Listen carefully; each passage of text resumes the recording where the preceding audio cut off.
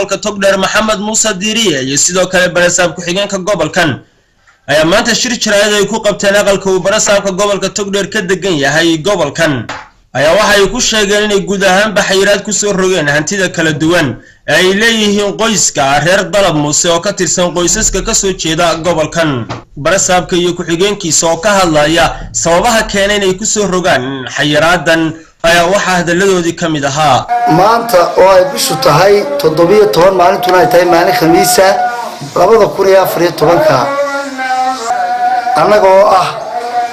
maamulkii gobolka go'aan guddi waayeela oo ah guddida turxaan saarka khilaafaadka reer Maxamuud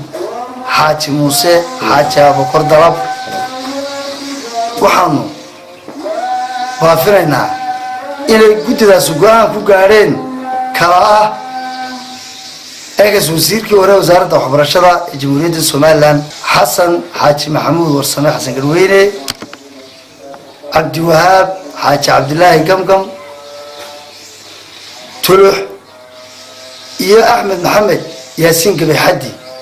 oo afar qof oo reer dariiqa guddida ay galeen ee ay go'aanka ku gaareen in xayiraad la saaro hantida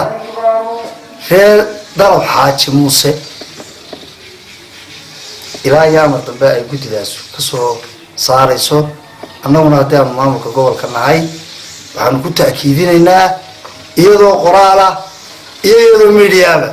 inaan hantida waxba laga bedeli karin la iibin karin la raami karin lagu tasarrufi karin ee ay tahay hanti xayiran sida gudoomiye ku sheegay aanu halkan ka cadaynayna kana sheegayna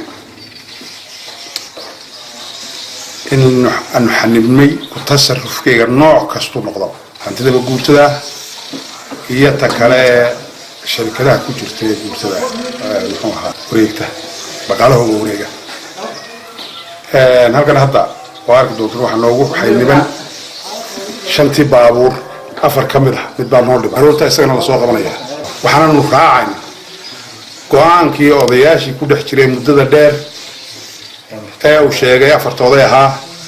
ee uu gudoomiye ku-xigeenka magacooda halkan ka sheegay qoraalka ay noo soo qoraan nabad raacayna waxaanu faraynaa maxkamadaha warbaahinta kalena u sheegayna inay baahiyaan in hantidaas xayiran tahay laga bilaabo